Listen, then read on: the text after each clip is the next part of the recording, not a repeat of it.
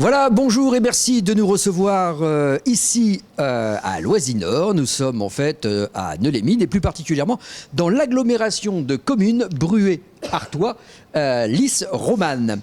Nous allons passer cette semaine sur ce site magnifique qu'est le Loisy-Nord. Voilà, vous avez derrière nous la piste de ski et vont s'enchaîner tout au long de cette semaine différents invités, différents thèmes pour aborder le handicap, le sport et l'intégration.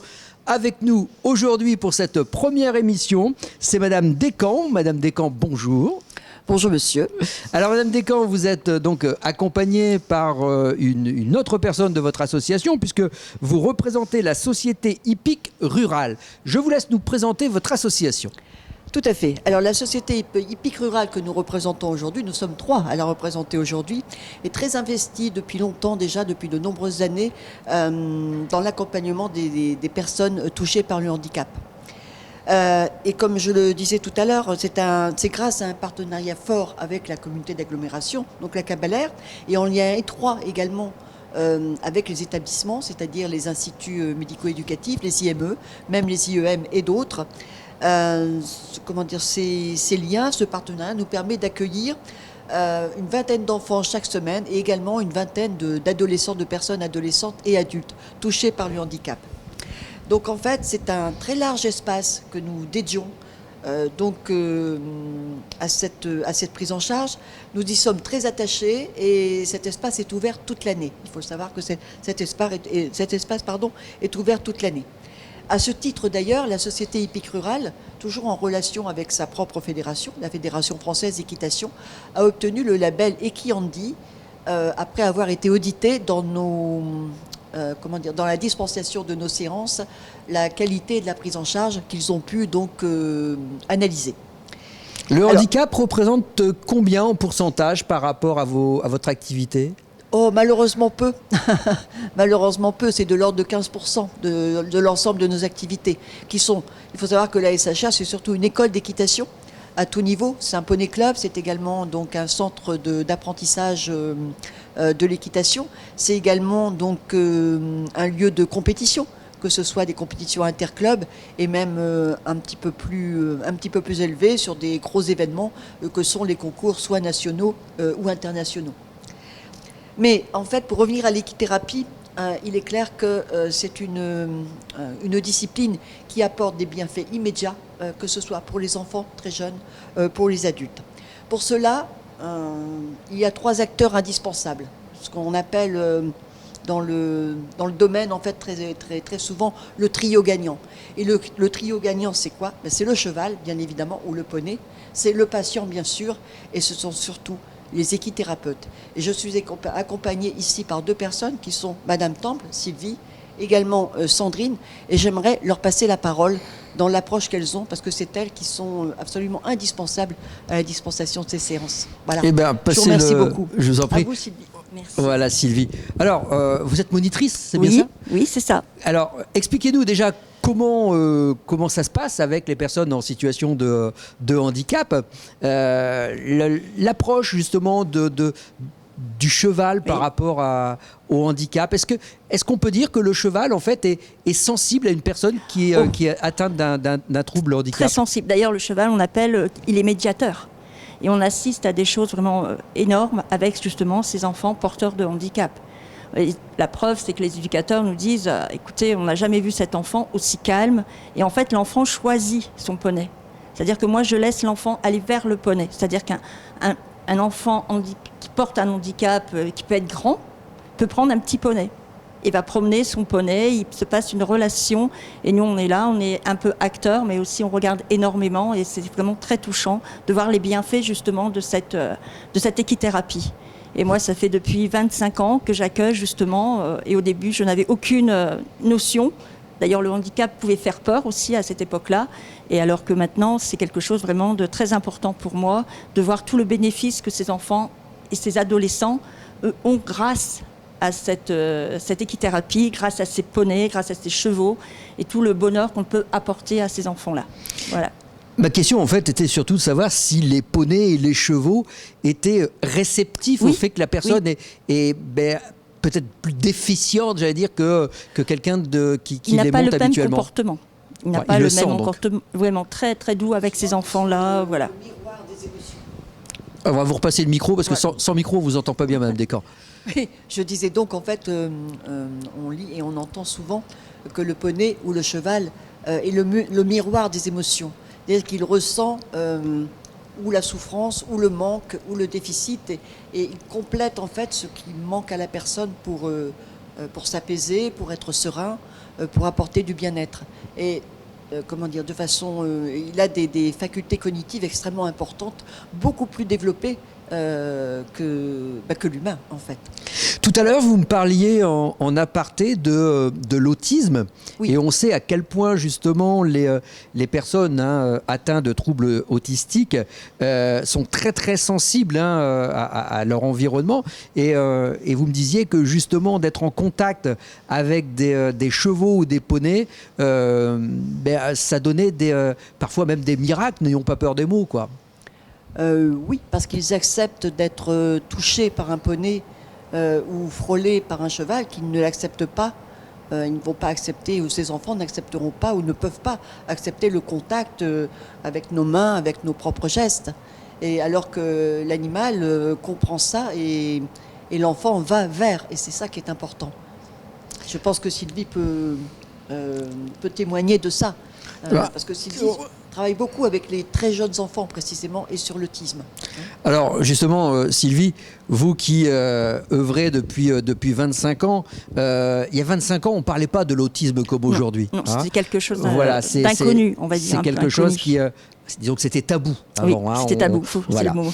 Ça l'est beaucoup moins et fort heureusement, mais c'est justement aussi grâce à des activités comme les vôtres que ça permet aux autistes et aux enfants autistes, aux adolescents autistes de pouvoir en fait recommuniquer avec le monde extérieur. C'est ça. Cette communication, vous la ressentez vous maintenant ? Oui.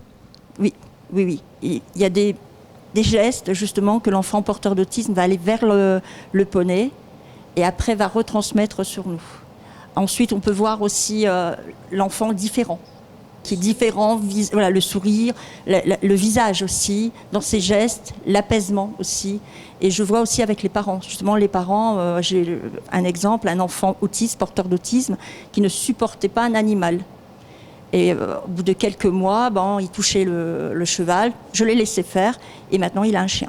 Et la maman était vraiment très ravie parce que pour elle, c'est une petite victoire. Bien sûr. C'est une petite victoire. Et on sait que justement pour les personnes atteintes d'autisme, sa vie est faite que de petites victoires, mais qui viennent tous les jours tout doucement, compléter un parcours. Et... Alors on parle de l'autisme, mais j'aimerais que l'on parle également de maladies handicapantes, qui est par exemple le cancer.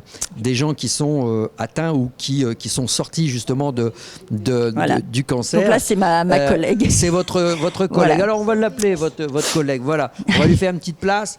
Voilà, Mme Descamps. Je vais lui passer le micro. Il y a une caméra juste derrière vous. Faites très attention, sinon on vous voit bien. Voilà. Impeccable. Bonjour. Bonjour. Rappelez-moi votre prénom. Sandrine. D'accord, Sandrine. Alors c'est vous qui êtes plus en contact, j'allais dire maintenant, avec les personnes qui ont une thérapie suite à... On vous entend pas, Madame Descamps. On va reprendre justement avec vous, Sandrine, sur les gens qui ont eu ou ont un cancer. Alors, on a commencé ça il n'y a pas très longtemps. Et en fait, on a vécu des situations vraiment, c'est incroyable. En fait, la personne, elle partage énormément avec le cheval. D'abord, elle choisit aussi également le cheval. Et elles oublient pendant leur moment de monte le fait qu'elles soient malades. Elles se retrouvent en fait comme vous et moi en fin de compte. Je sais pas comment le traduire, mais c'est vraiment des moments magiques. Voilà, c'est ce que d'ailleurs on voyait tout à l'heure d'ailleurs avec les enfants autistes, c'est qu'il y a cette relation entre l'animal et la personne, en fait, là, malade, mais ça peut être la maladie ou le handicap. Et c'est un lien, d'ailleurs, qui est inexplicable. Il se passe quelque chose. Il y a cette magie qui fait que ils vont d'ailleurs pouvoir aller retrouver des ressources en eux qu'ils ignoraient fortement. Ils se ressourcent et ils ont, en fait, c'est un traitement qui pour eux dure. Ils sont accueillis en fin de compte que pendant 12 mois par l'association qui leur permet de pratiquer. Et en fait, quand elles arrivent au bout des séances du temps limité, elles sont malheureuses en fait parce qu'elles disent j'ai trouvé quelque chose qui m'a aidée et je suis obligée d'abandonner maintenant alors que ça m'aide à revivre. Et il y a des dames, elles m'ont dit, elles sont venues et elles rentrent chez elles et tellement elles sont vidées, elles pleurent. Elles n'en reviennent pas tellement elles arrivent à se vider à travers le cheval, quoi, en fin de compte. Franchement, c'est... Même en faire la séance... Même pour vous, c'est très émouvant. Ouais, c'est émouvant. Et on le sent d'ailleurs dans la façon que vous nous racontez, vous êtes encore très ému de ces situations. J'en reviens, en étant tout le temps, en ayant toujours connu les chevaux, il y a des choses qui sont incompréhensibles et... c'est comme ça. C'est comme ça, oui. La magie est installée. Très bien. Alors, on va laisser le mot de la fin à Sylvie qui va nous expliquer où on vous retrouve, quand est-ce qu'on peut vous retrouver. Alors, on l'a compris, ce sont des groupes, mais aussi des individuels. Oui. Rappelez-nous un petit peu tout ça, comment on vous contacte, est-ce que vous avez des sites On a le site, là je vais peut-être laisser à Madame Descamps, qui est plus au courant. On va laisser la place, effectivement, à Madame Descamps, qui va repasser devant la caméra. Merci. Voilà. Alors, Madame Descamps, le mot de la fin, comment on vous retrouve? Les coordonnées, à quel endroit Alors, on nous retrouve sur notre site internet. D'accord. SHR-Béthune, déjà. Nous communiquons avec pudeur sur l'équithérapie. Ça n'est pas, entre guillemets, ça n'est pas un marché. Donc, voilà. Énormément de bouche à oreille. Alors, il se trouve aussi que des enfants sont quelquefois pris en charge, ou des adolescents, dans des instituts. Et puis, il arrive un moment où il n'y a plus de place pour eux. Et ça, c'est malheureusement la problématique du handicap au sens large, bien sûr. Que ce soit dans le cadre de l'équithérapie ou pas. Et en fait, il y a ce besoin des familles, des parents, et même des enfants ou des personnes elles-mêmes, en disant mais je ne peux pas arrêter parce que ça fait partie de moi maintenant, j'en ai besoin. Donc nous avons aussi des approches, effectivement, des approches individuelles. Et ça, c'est quelque chose, avec nos gouvernances diverses et variées, c'est un sujet dont il faudrait vraiment s'occuper. Bon, c'est pas le mot de la fin, peut-être que vous attendiez, mais par contre, il faut continuer à accompagner les personnes touchées par le handicap, mais il faut les accompagner tout le temps et longtemps. Madame Descamps, il ne faut pas les laisser tomber à un moment donné. Vous disiez il y a quelques instants que justement vous restiez dans la pudeur et que vous ne communiquiez pas trop dessus, mais moi je pense qu'au contraire, ce que vous faites est quelque chose qui est porteur d'espoir pour beaucoup de personnes. On vient de le voir, que ce soit dans le handicap ou dans la maladie, ça apporte beaucoup. Donc je pense qu'au contraire, et cette émission en tout cas s'en veut l'écho, c'est de montrer que vous existez, que ça existe, et que de pouvoir mettre les personnes en situation de handicap ou les personnes malades au contact des poneys ou des chevaux, ça peut les aider. Donc au contraire, prenez contact avec... D'autant qu'on essaie de le faire avec un esprit inclusif en fait. C'est ça. Parce qu'on fait partager. Nous parlions tout à l'heure des personnes que nous accompagnons, donc dans le cadre du cancer du sein notamment, parce que ce sont surtout des dames. C'est une aventure qui a démarré un jour d'Octobre Rose. Et voilà, on dit tiens, on va faire quelque chose pour Octobre Rose, et nous avons pensé à ça. Voilà comment ça a commencé. Mais ça a tellement été, comme le disait Sandrine tout à l'heure, quelque chose qui était porteur d'émotion. On se dit, mais on ne peut pas les laisser sans ça. Enfin, quelque part, on peut pas les... Il faut continuer, il faut faire quelque chose. Et ça s'est installé. Désormais, nous les recevons tous les mois, 2 fois par mois, et d'ailleurs encore tout à l'heure. Alors, pour le handicap, les enfants, il faut absolument qu'on continue à travailler. C'est une prise en charge au sens large, en fait. Il faut qu'on continue à travailler avec des institutions comme la Cavalère, les mairies. Les mairies sont intéressées, enfin les mairies. les services sociaux, les CCAS, les collectivités, voilà, tout ce que, on les amène. Il y a aussi à faire dans la difficulté, non pas forcément le handicap. On intervient, on commence à intervenir sur des groupes en difficulté sociale. Mais les difficultés sociales ou psychologiques amènent quelquefois un handicap peut-être plus léger, peut-être moins perceptible. Mais là aussi, on peut aider et faire beaucoup de choses.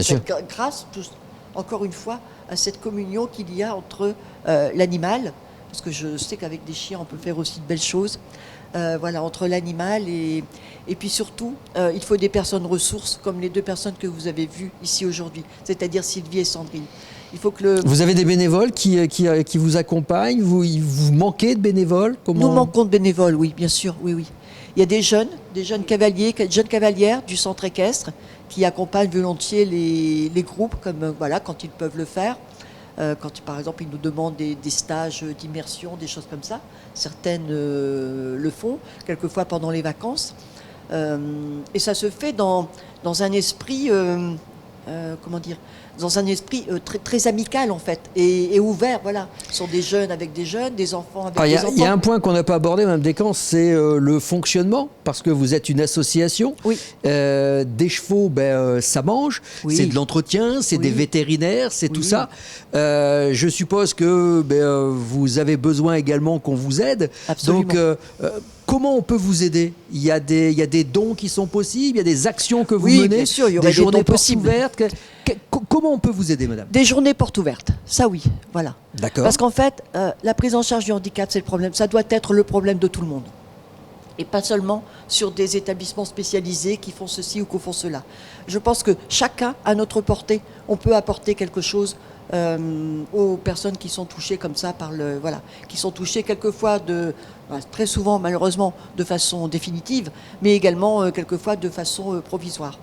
Nous sommes un petit peu aidés, mais loin d'être suffisamment. Mais apporter, je parlais tout à l'heure de pudeur, oui, mais il faut quand même de l'éclairage, tout en respectant les personnes. Parce qu'il faut quand même de la pudeur. Il faut que les personnes ne se sentent pas, en spectacle, en fait. Bien sûr. Non, mais... le mot pudeur avait cette connotation. Oui, tout à fait. Par rapport, effectivement, aux usagers qui viennent, je suis tout à fait d'accord. Mais je trouve que, et d'ailleurs, c'est pour ça qu'on a voulu vous inviter aujourd'hui. Je pense qu'une association telle que la vôtre a besoin d'être mise en lumière. On a besoin de savoir que ça existe. On a besoin, justement, de faire comme le faisaient Sylvie et Sandrine quelques instants, c'est-à-dire de témoigner du bien fondé, du bien-être de cette relation entre l'animal et l'homme. Mais justement, si on peut vous aider, on est là aussi pour ça, quoi. Donc on lance un appel. Si vous avez l'envie d'aider cette association, vous aussi prenez contact avec la société hippique rurale, c'est à Béthune, allez leur rendre visite. Ils ont besoin de bénévoles, ils ont besoin d'argent, et puis on ne sait jamais, ça peut être une association qui organise un loto et qui vient de vous donner bien sûr, pourquoi pas. Toutes les idées sont bonnes. Nous organisons ce qu'on appelle la fête du poney le 22 mai, qui est une fête du poney, c'est national, c'est porté par la Fédération française d'équitation, mais qui sont aussi sensibilisés à ça, comme je le disais tout à l'heure. Et moi, j'aimerais beaucoup qu'à la fête du poney, c'est la fête de tous les enfants, on va dire, mais qu'on puisse faire participer précisément les enfants que nous connaissons à cette fête du poney pour faire des choses ensemble. Voilà, et bien écoutez, l'appel a été lancé. On se retrouve, nous, demain, toujours ici sur le site de Loisinor, agglomération Béthune, Bruay, Artois, Lys, Romane. Je voulais bien entendu remercier Monsieur Lada de son accueil et remercier également nos partenaires, la région Hauts-de-France et l'AGFIP, pour nous avoir permis aujourd'hui de pouvoir mettre en lumière cette association, donc la Société hippique rurale. À demain. Première région automobile, première région ferroviaire, première région agroalimentaire, première région en matière d'investissements directs étrangers pour les projets industriels, un hub logistique international, mais aussi une région avancée en matière de transition énergétique et de technologie numérique pour une économie plus responsable, plus durable, plus connectée et plus collaborative. La région Hauts-de-France, une région qui se transforme.